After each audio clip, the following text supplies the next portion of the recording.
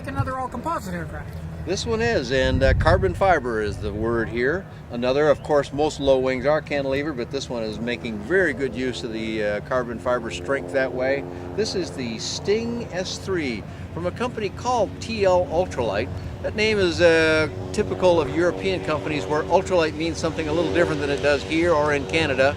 But that's how they got their start, and they've stuck with that name, even though this is the example of what they're making today. They have made this in a retractable version too. That's only for sale in the European theater. But here it's a fixed wing airplane with its special light sport aircraft approval, and it's one of our top selling airplanes in the United States. Now, what type of seating arrangement do we have in it?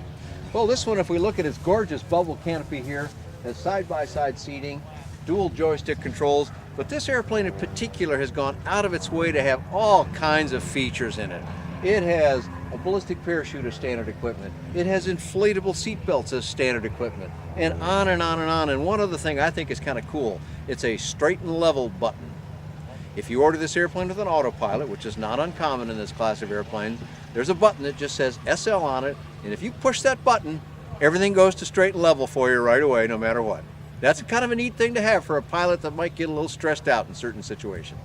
Now, performance-wise, what type of cruises and stall speeds do we have on this one?